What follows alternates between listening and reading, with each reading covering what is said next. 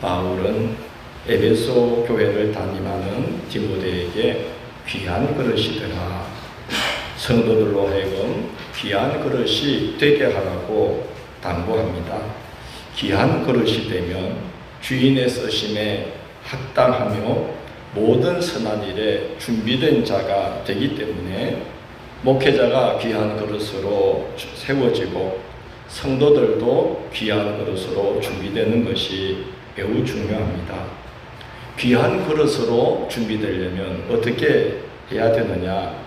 바울은 고면하기를, 첫째, 주 예수 그리스도의 복음을 신앙의 중심에 두고 주 예수 그리스도의 복음을 신앙의 동력으로 삼아야 한다고 권면합니다. 그래서 바울은 오늘 말씀을 시작하는 14절에서 이렇게 말합니다. 너는 그들로 이 일을 기억하게 하라고 당부합니다. 이 일은 뭡니까? 복음을 말합니다. 복음을 자꾸 상기시켜 주라는 것입니다. 조금만 교회를 다니면 복음의 내용이 무엇인지 알게 됩니다. 하나님께서 하나밖에 없는 아들을 사람의 몸을 입혀 이 세상에 보내시고 그 아들이 아버지의 뜻에 순종하여 십자가의 자기를 속죄의 제물로 내어주셨고 그로 인하여 우리가 죄 사함을 받아 하나님의 자녀가 되었으며 하나님께서 그 아들을 죽음 가운데서 다시 살리사 부활의 맏아들이 되게 하심으로 우리에게도 부활이 있고 영생이 있음을 보여주셨습니다. 그리스도인으로서 그 복음의 내용을 모르는 사람이 어디 있을까요?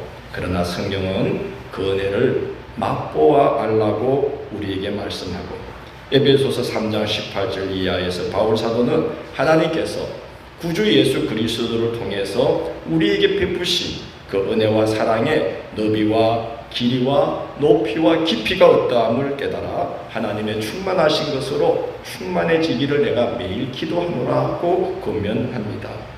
복음이 증거하는 바 그 은혜의 세계로 깊이 들어가라는 권면입니다.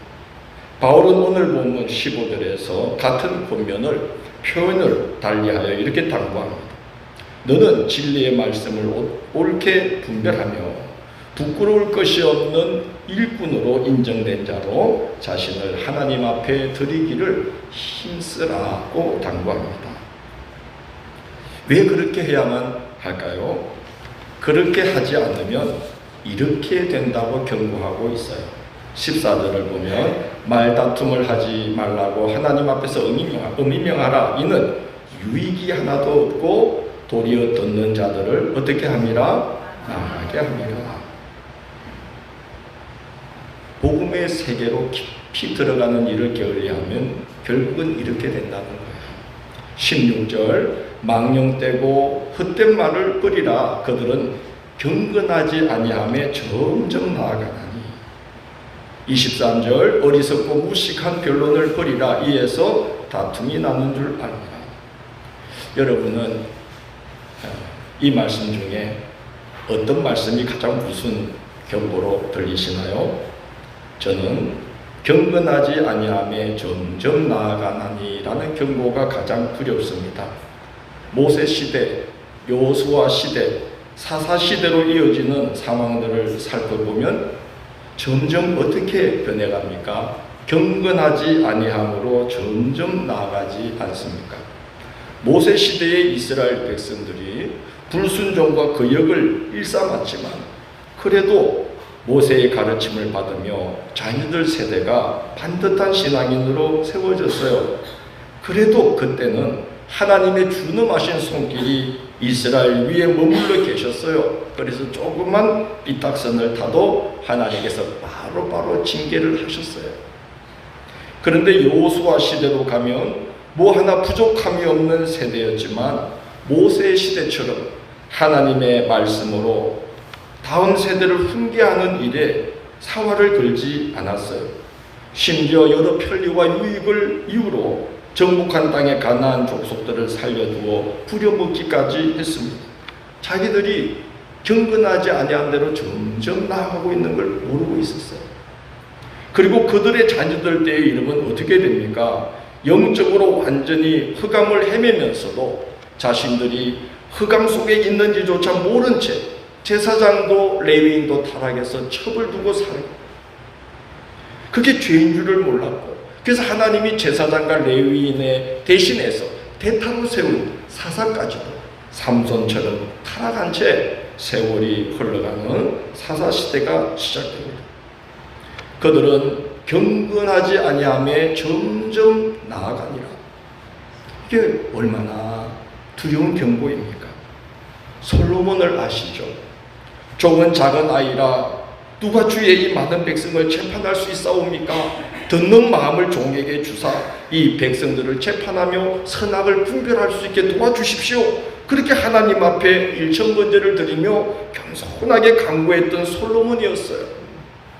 그러나 그의 자리가 확고해지자 하나님을 의지하기보다는 군대를 의지하려고 백성들을 애굽에 보내어서 군마를 들여오게 했어요. 은금을 탐했어요. 이방 여인들을 탐하다가 마침내 어떤 지경까지 나아갑니까? 열왕기상 11장 9절 10절은 솔로몬의 마지막을 이렇게 고발하고 있어요. 여호와께서 그에게 진노하사 여호와께서 일찍이 두 번이나 그에게 나타나시고 이 일에 대하여 명령하사 다른 신을 따르지 말라 하셨으나 그가 여호와의 명령을 지키지 않았으므로 라고 기록이 되어 있습니다. 하나님께서 두 번이나 직접 나타나셔서 직접 경고하셨는데도 말을 안 듣는 지경까지 나아갔다는 것입니다. 오늘 본문에서 바울은 경건하지 아니함에 점점 나아가면 그 결국이 어떻게 되는지를 후메네오와 빌레도를 예를 들어 증거하고 있습니다. 17절을 보면 이렇게 말합니다. 그들의 말은 악성 종양이 퍼져나감과 같은데 그 중에 후메네오와 빌레도가 있느니라. 후메네오와 빌레도가 경건하지 아니한 대로 점점 나아가다가 어떤 지경이 됐다는 거죠? 뭐와 같은 사람? 악성 종양과 같은 사람이 되었다는 겁니다. 디모데전서 1장 19절 20절에서 우리는 후메네오 이름을 들었어요. 그가 믿음과 착한 양심을 버리고 믿음에 파선했고 자꾸 하나님을 모독하고 성도들을 무너뜨려서 바울이 내가 그를 사탄에게 내준 바 되었다, 즉 출교시켰다라고 말하고 있습니다. 회개할 계기를 삼으라고 출교시킨 것인데 이제 그때로부터 4, 5년이 지난 지금 어떤 지경까지 갔느냐? 상태가 좋아졌어요? 더 심해졌어요? 더 심해져서 뭐처럼? 악성 종양처럼 성도들의 믿음을 무너뜨리는 지경까지 갔다는 겁니다. 얼마나 불쌍합니까? 여러분, 악성 종양은 고치기 쉬워요? 어려워요? 예감에서는 고치기 어렵습니다. 악성 종양은 옆에 있는 것을 부패시키나요? 회복시키나요? 부패시킵니다. 어지간해서는 악성 종양이 전이된 것은 회복이 힘듭니다. 후메네오가 자신만이 아니라 그와 접촉하는 성도들의 믿음을 그렇게 회복불능 상태로 만들어버렸다는 것입니다. 여러분, 후메네오가 처음부터 그랬을까요? 후메네오도 우리처럼 복음을 듣고 은혜를 받고 예수를 믿기로 결심했을 거예요. 은혜로 교회를 다녔을 거예요. 그런데 경건하지 아니한 대로 점점 나아가다가 선을 넘어버린 것 같아요. 여러분, 선을 넘지 않기를 부탁합니다. 나이 아가라 폭포하시나요? 나이 야가라. 나이 아가라. 미국과 캐나다 사이에 있잖아요. 거기 이렇게 폭포가 막 떨어지는 그 위에 강이 흘러서 내려올 텐데 그 위에서 옛날에 뱃놀이들을 했대요. 보트를 저으면서. 근데 이제 저쪽 선을 줄을 3개 쳐놓고 맨 위에 줄에 경고문이 이렇게 달려있어요. 이 선을 넘지 마십시오. 또 좀 더 폭포에 가까워지면 이 선을 넘으면 위험합니다. 폭포에 아주 가까워지면 어떤 경고문이 걸려 있을까요? 이 선을 넘으면 죽습니다가 아니라 돌아오지? 왜 못 돌아올까요? 폭포 아래로 떨어지는 그 거대한 물의 장력이, 끌어당기는 힘이 노를 젓는 힘보다 훨씬 세요. 그래서 그 장력을 이기지 못해서 그 선을 넘으면 절대로 못 돌아온다는 거예요. 복음의 은혜의 세계로 깊이 들어가기를 힘써야 됩니다. 그 세계로 들어가기를 힘쓰지 않으면 이 세상의 것들이 우리를 자꾸 끌어당겨요. 폭포가 끌어당기듯이 끌어당겨서 자꾸 아무런 유익이 없는 것에 휩쓸려 가다가 후메네오처럼 자기도 망하고 남의 믿음도 무너뜨리는 악성 종양과 같은 데까지 나가게 된다는 것입니다. 그런데 더 안타까운 사실은요, 그렇게 되는 분들이 자기가 그 지경에 있다는 걸 알까요? 모를까요? 안타까운 사실은 모른다는 겁니다. 잘하고 있다고 생각하는 겁니다. 잘 가고 있다고 생각하는 겁니다. 후메네오는 바울이 사탄에게 내준 바 되었나니 출근 명령을 내렸어요. 회개하라고. 그런데 나아가서 더 성도들을 무너뜨리는 악성 종양과 같은 일을 하면서 무슨 말까지 했냐면은 부활이 이미 지나갔다라고 성도들을 미혹했어요. 하나님께서 택한 자들은 이미 조용히 부르셔서 하늘로 들어 올리셨다는 거예요. 무덤 가운데 죽은 자들 하나님이 조용히 일으켜서 이미 부활시켰다는 거예요. 부활이 지나갔다는 거예요. 여러분, 남겨진 자들은 어떤 마음 갖겠어요? 하나님 앞에 버림을 받았구나. 굉장히 불안해진 거예요. 또 어떤 이들은 이미 부활이 지나갔으니 이제는 부활도 없으며 또한 심판도 없지 않느냐. 그래서 몸과 마음이 원하는 대로 살자 하여 쾌락에 빠져들었습니다. 여러분, 우리도 매우 위험한 시대를 삽니다. 후메네오가 자기가 무슨 짓을 하고 있는지 모르면서 그릇된 복음의 진리를 거역하는 말을 스스럼없이 하면서 자기가 옳은 일을 하고 있다고 여기고 있었던 것처럼, 악성 종양이 되어 있는데도 그거를 몰랐던 것처럼 우리 시대에도 복음의 진리를 마음대로 변개하는 그런 주장들이 절비한 시대를 살고 있다는 걸 알아야 됩니다. 저는 주일이 끝나면 설교를 유튜브에 올리기 위해서 이제 편집을 합니다. 편집을 하려고 유튜브를 열어요. 유튜브를 열면 거기에 여러 유튜브 영상들이 올라와 있어요. 어떤 영상들을 보면 성도들이 혹할 만한 주제로 영상들이 올라와 있어요. 주일 성수를 해야 꼭 좋은 신앙인가? 맞아요, 틀려요. 주중에 교회를 자주 다닌다고 열심히 있는 성도인가? 맞아요, 틀려요. 대답들을 못하시니까. 이런 제목도 있어요. 내가 교회를 떠난 10가지 이유. 절대 보지 마. 보면 떠나게 돼. 혹해. 내가 교회를 떠난 10가지 이유. 11조를 꼭 해야만 하는가? 교인이라고 해서 꼭 착하게만 살아야 하는가? 저는 그걸 보면서 한 교회를 지순한 마음으로 오래도록 섬겨본 목회자라면 어떻게 신앙의 세계를 그렇게 함부로 말할 수 있을까? 이 땅의 성도들과 목회자들이 온 삶을 던져서 교회를 세워가고 있고 신앙의 세계를 세워가고 있는데 어떻게 그 짧은 세치효로 함부로 그렇게 신앙의 세계를 변개시키고 변질시키는 말을 함부로 할 수 있을까? 너무 두려워집니다. 우리 성도들이 이런 시대에 우리가 신앙생활을 하고 있구나. 악성 종양과 같은 그런 사상들이 절비한 시대에 우리가 놓여 있다는 걸 생각하면 저는 목회자로서 심히 걱정이 되어요. 여러분, 디모데는 오죽 걱정이 되었을까요? 그는 부겔로와 흐모겐의 두 사람의 말로 인해 아시아 지방의 교회 전 교인들이 바울을 등지는 걸 보았어요.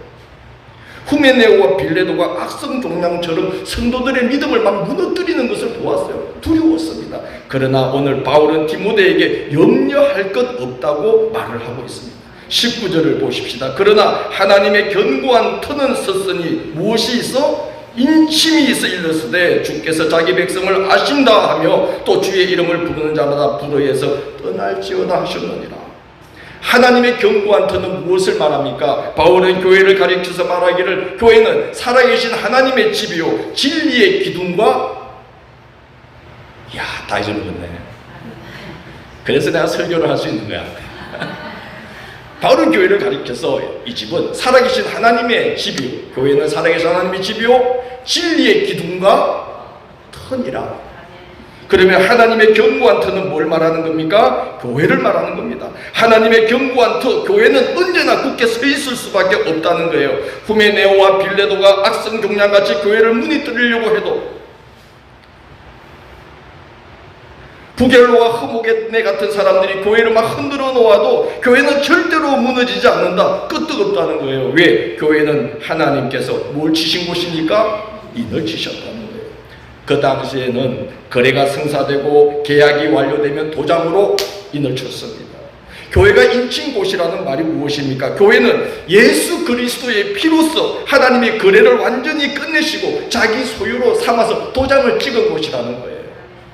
교회는 하나님의 인친 곳인데 예수 그리스도의 피로 거래를 끝냈어요. 계약이 끝난 곳이에요. 도장을 찍은 곳이에요. 교회는 하나님의 견고한 터는 굳게 서 있을 수밖에 없으니, 왜? 뭐가 있어? 인침이 있어. 교회는 하나님께서 자기 아들의 피로 값을 치르고 자기 소유로 삼은 곳입니다. 하나님께서 인치신 곳입니다. 그러므로 하나님은 절대로 교회를 포기하지 않으시며 교회를 통해 신앙 공동체를 이루려고 힘쓰는 성도 한 사람 한 사람을 세상 누구보다도 무엇보다도 귀하게 여기십니다. 이사야 43장 보면 하나님은 이스라엘 가리켜서 너는 내 것이라. 물 가운데로 지날지라도 물이 너를 침묵지 못할 것이며 불 가운데로 지날지라도 불이 너를 상하지 못하리라. 내가 너보다 큰 나라 애국과 구스와 스바를 어려운 일이 있다면 대신 내보낼지언정 내가 너를 버릴 수는 없다. 너는 내 것이기 때문이다. 오늘 주보 전면에 제가 실어드린 이사야 49장 15절 16절 말씀에도 그 하나님의 사랑이 담겨 있습니다. 여인이 어찌 그 젖먹는 자식을 잊겠으며 자기 태에서 난 아들을 긍휼히 여기지 않겠느냐. 그들은 혹시 잊을지라도 나는 너를 뭐하지 아니할 것이라 잊지 아니할 것이라.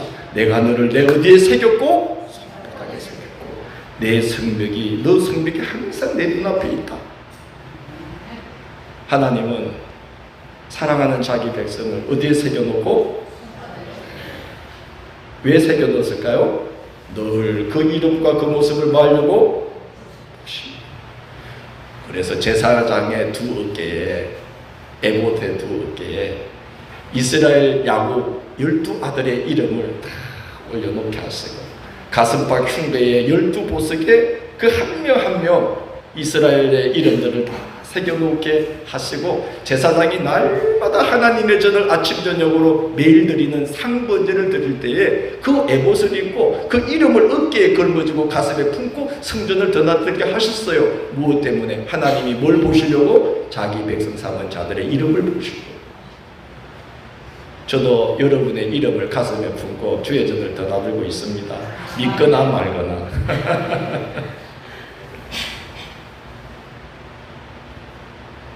이스라엘은 아브라함의 후손으로 혈통을 따라 맺은 언약의 백성인데도 하나님께서 이렇게 아끼신다면 하물며 하나님께서 그의 아들 예수 그리스도의 피로 인을 쳐서 자기 소유 삼은 교회와 성도들은 얼마나 더 아끼시고 보호하시겠습니까? 오늘 바울이 말하고 있는 교회는 인침이 있어 말씀하시기를 주께서 자기 백성을 아신다는 말씀이 그 말씀입니다. 하나님은 자기 백성을 아시기에 사랑하는 성도들이 모르도록 부활을 이행하실 분이 아니라는 말씀입니다. 그러므로 이제 부활도 없고 심판도 없다면서 부르를 일삼지 말고 주의 이름을 부르는 자마다 믿음에 굳게 서서 부르에서 떠나야 한다고 바울은 경고하고 있는 것입니다. 잘 시작했지만 후메네오와 빌레도처럼 끝이 좋지 않은 성도가 되면 불쌍합니다. 그러므로 진리의 말씀인 복음 위에 신앙의 집을 짓고 복음의 은혜의 깊은 세계로 들어가기를 날마다 힘쓰시기를 축원합니다.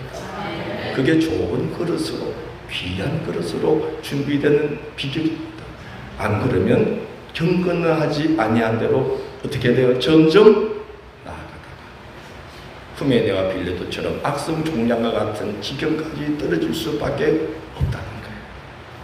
귀한 그릇으로 쓰임받으려면 둘째로 깨끗한 그릇으로 준비되어야 합니다. 금그릇, 은그릇, 나무그릇, 질그릇도 있는데 그릇의 재질보다 중요한 것은 무엇이라고 그럽니까? 언제라도 꺼내어 쓸 수 있도록 어떻게 준비되어야? 깨끗하게 준비되어 있어야 한다는 것입니다. 깨끗한 믿음의 그릇이 준비되면 금그릇이든 은그릇이든 나무그릇이든 질그릇이든 1달란트 받았든 2달란트 받았든 5달란트 받았든지 간에 아무 문제가 없어요. 하나님의 모든 선한 일에 언제라도 쓰임받을 수가 있습니다. 하나님께 필요한 일꾼은 남달리 유능한 자가 아닙니다. 유능함은 하나님의 유능하심만으로도 충분합니다. 하나님은 깨끗한 자를 사용하십니다.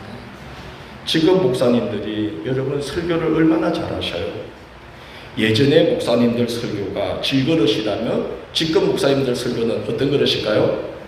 금그릇이에요. 저희 아버님 옛날 목사님이잖아요. 제가 보면 그 노트라고 적힌 공책이 있어요. 딱 피면 줄이 쫙 한 24칸. 거기다가 저희 아버님은 저녁만 되면 설교 준비를 하시는 거예요. 그걸 설교를 노트에 일일이 다 적고 강단에 올라가서 주일이면 몇 장이 다 되는 그 노트를 한 장 한 장 넘겨가면서 토시 하나 안 빠뜨리고 쭉 읽으셨어요. 고저 장단도 없어. 오죽하면 성도님들이 한 번씩 저를 불렀어요. 어린 저를 불러서 성유라 요즘 아빠가 설교 준비는 하시냐? 하시지. 밤마다 내가 보는데 밤마다 토시 하나 안 빠뜨리고. 그래도요 질그릇 같은 설교를 하셨지만 저희 아버님은 교회를 5곳 개척하시고 3개 교회를 건축하셨어요. 질그릇 같은 설교를 하는데도. 여러분 지금 목사님들 가방끈이 얼마나 길어요. 어지간한 일반인들보다 공부 많이 해요. 지식이 넘쳐나고 똑똑하시기가 이루 말할 수 없어요. 견문이 얼마나 넓습니까? 저도요 제가 세보니까 비행기 타고 다니면서요 아시아 3나라, 중동 3나라, 유럽 6나라, 미국까지 해서 외국을 모두 12나라를 다녔어요. 놀랄만도 한데 하긴 뭐 요즘 다 그리 다니시니까. 옛날 목사님들은요 자전거 타고 맨날 동네에 한 바퀴 구두가 닳도록 맨날 구두 신고 걸어다니면서 이 집 저 집 신방 돌고 그러다가 동네 안에서 목회 끝내셨어요. 지금 목사님들에 비하면 견문이 턱없이 좁았지만 그래도 그분들이 한국교회에 일으키셨습니다. 하나님께서 왜 그분들을 귀하게 각 교회에서 교회들을 다 이렇게 세우도록 왜 귀하게 썼습니까? 질그릇 같은 설교를 하고 질그릇 같은 견문이고 질그릇 같은 지식을 갖고 있는 분들이지만 그릇이 어떠니까? 깨끗하니까. 그릇이 깨끗하니까 성령님이 그 그릇에 들어오셨어요. 성령 다 들어오셨어요. 역사하신 거예요.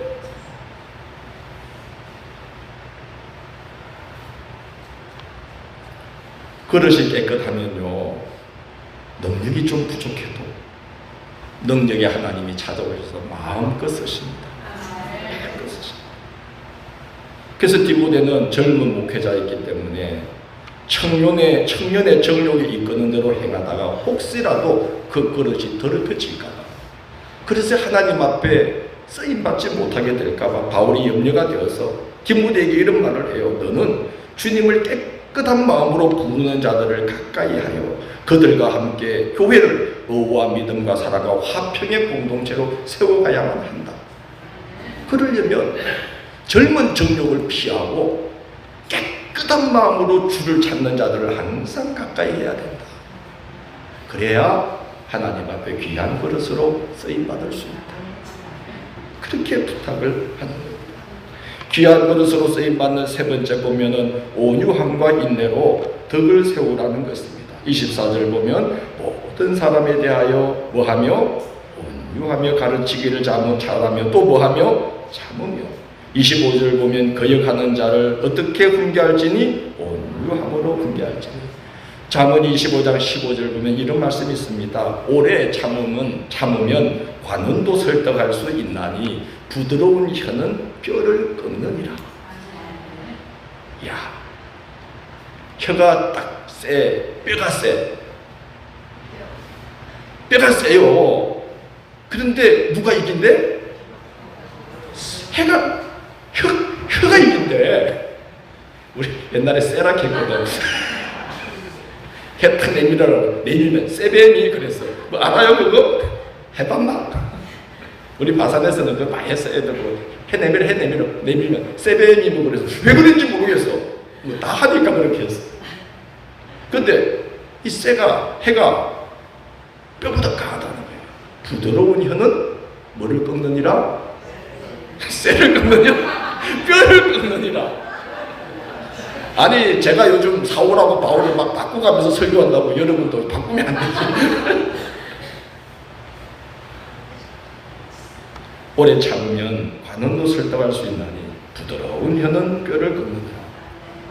예수님은 이렇게 말씀했습니다. 온유한 자가 복이 있나니 저희가 땅을 기업으로 받을 것이며. 무슨 말씀이에요? 우리가 온유함과 참음으로 하나님의 나라를 이 교회 가운데 이루가려고 하다 보면 우리가 성도로서 하나님 나라의 기업은 이 교회의 일원이 되어서 이 교회 가운데 이 교회를 은혜롭게 세워가는 공동체의 지체로서 항상 잘 쓰임받을 수 있다는 거예요. 땅을 기업으로 받는다는 말은 거기 뿌리 내리게 된다는 거예요. 온유하고 참고 인내할 때에 우리는 교회를 이루는 지체로서 오래도록 이 교회의 틀을 내리고 주님의 나라로 이 교회를 세워갈 수 있게 되는 것이죠. 그리고 장차 하나님의 나라를 유업으로 이어받기까지 우리가 신앙의 여정에 승리할 수 있어요. 그러려면 부드럽게 온유하게 참음으로 말하고 행할 줄 알아야 된다는 겁니다. 여러분 저는 바울을 보면 너무나 감탄합니다. 온유하기가 이루 말할 수가 없어요. 바울의 성품이 온유해서가 아닙니다. 바울이 여러분 예수 믿기 전에 어떤 사람인지 아시죠? 자기 뜻하고 수가 틀리면 어떻게 해? 그 사람을 죽이기까지 했던 사람이에요. 자기 뜻이 관철 안 되면 사람을 해쳤어요. 그런데 바울이 예수 믿고 얼마나 온유해졌는지요. 고린도 교회 성도들이 여러 이유로 자신을 비방할 때에 바울이 직접 찾아가지 않습니다. 왜? 직접 대면하면 서로 상처를 주고받는 말을 하게 될까봐 편지로 마음을 전달하게 되었어요. 그리고 다른 이들을 보내어서 교우들이 그 말을 듣고 생각할 겨를을 갖게 했습니다. 그런데요, 이 고린도 교회 성도들이 이 바울의 그 깊은 속을 알았어요? 몰랐어요? 몰랐어. 그래서 바울을 욕했어요. 그는 직접 대면하여 말로 하지 않고 비겁하게 뒤에 숨어서 글로만 훈계한다, 글로만 엄포를 놓는다고 비방을 했습니다. 제가 그런 경우를 당했다면 가만 안 있죠. 뒤집어 엎죠. 불러다가 똑바로 해요. 그렇겠죠. 그런데 바울은 또 편지를 보내요. 그래서 고린도 전서가 있고 또 뭐가 있어요? 고린도 후서가 있어요. 데살로니가 전서가 있고 또 뭐가 있어요? 후서가 있어요. 후서라는 말은 또 뭘 보냈다는 거예요? 또 편지를 보냈다는 거예요. 두 번째 편지에 이런 말을 합니다. 내 마음에 큰 눌림과 걱정이 있어 많은 눈물로 너희에게 썼노니 이는 너희로 근심하게 하려 한 것이 아니고 오직 내가 너희를 향하여 넘치는 사랑이 있음을 알게 하려 합니다. 서로 상처받지 않게 하려고 그런 것이다. 그리고 부탁하기를 교회로 근심에 빠지게 한 자들이 벌받는 것이 마땅하다. 너희는 차라리 그를 용서하고 위로하여 그가 너무 많은 근심에 잠기지 않도록 그들에게 사랑을 나타내라고 당부합니다. 그리고 자신이 그런 상황에서도 온유함과 인내로 대처하는 이유를 이렇게 말하고 있어요. 이는 우리로 사탄에게 속지 않게 하려 함이라. 우리는 그 계책을 알지 못하는 바가 아니로라. 누구에게 속지 않게 하려고? 사탄이 부하가 치밀게 하고, 사탄이 함부로 말하게 하고, 사탄이 자기 주장을 관철시키려고 고집 부리게 하고, 사탄이 수틀리면 비방하게 하고 정죄하게 하고, 그러면서 교회의 하나님을 깨뜨리고 교회를 약화시키고 성도들의 믿음을 무너뜨리는 것이 사탄의 계책인 것을 알았기 때문에 바울은 교회가 성도들의 영혼이 사탄의 놀이터가 되지 않게 하려고 그가 속이 뒤집힐 만한 상황에서도 할 수만 있다면 편지를 보내어서 생각할 겨를을 주고 뜸을 들이고 다른 사람을 보내어서 조용히 뜻을 전달하는 이런 온유함과 오래 참음을 나타낸 것입니다. 여러분, 바울이 바보라서 그런 거 아니죠? 바울이 말을 탁탁 내뱉을 줄 모르는 분이었기 때문에 그랬던 건 아니죠. 성낼 줄 몰랐어가 아니에요. 말할 줄 몰랐어가 아니에요. 하나님을 위하여 참았어요. 그가 바로 온유한 자입니다. 하나님을 위해 참는, 교회를 위해 참는 거예요. 자기 주장, 자기 생각이 없는 사람이 어디 있겠어요? 그래도 교회를 생각해서 한 그릇 물러서서 잠잠히 하나님께 먼저 기도로 의탁할 줄 아는 사람, 이 사람이 온유한 자인 줄 믿습니다. 속이 없어서 참는 게 아니에요. 뭘 생각해서? 교회를 생각해서, 성도들의 영혼을 생각해서 참고, 생각을 몇 번 하고 편지로 먼저 하고 사람을 보내어 뜸을 들이고 그러는 거죠. 여러분, 한 교회를 오래 목회하는 목사님들, 그런 목회를 가리켜서 무슨 목회라 그러는 줄 아세요?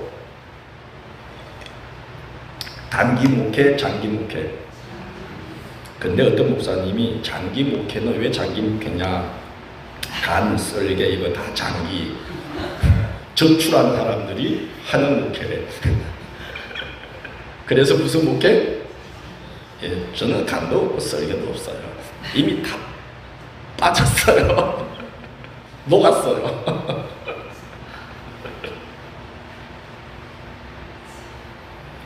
그분들이 장기 목회하는 분들이 속이 없어서 그런 거 아닙니다. 오늘 25절, 26절을 봐요. 바울이 속이 없어서 그런 게 아니잖아요. 혹 하나님이 그들에게 뭘 주사? 다시 봐요. 25절, 26절. 혹 하나님이 그들에게 뭘 주사? 회개함을 주사. 뭘 알게 하실까요? 진리를 알게 하실까요? 거들로 깨어 뭐에서 벗어나? 마귀의 올무에서 벗어나 누구에게 사로잡힌 바되어? 하나님께 사로잡힌 바되어 그 뜻을 따르게 하실까 해서 온유함으로, 참음으로, 인내로 간쓸게 다 빼어내고 하나님 생각하고 교회 생각하고 성도들의 영혼을 생각해서 참고 또 참고, 말하고 싶지만 편지를 보내어 다시 한번 생각하게 하고, 또 말하고 싶지만 또 편지를 보내고 또 사람을 보내어서 생각을 하게 하고, 교회가 시험들지 않도록 그렇게 조심스럽게 온유함으로 참고로 교회를 대하는 이 바울이 얼마나 귀한 그릇입니까? 오래 참음과 온유함, 이것이 바로 하나님께서 언제라도 쓰실 수 있는 귀한 그릇으로 준비되는 거예요.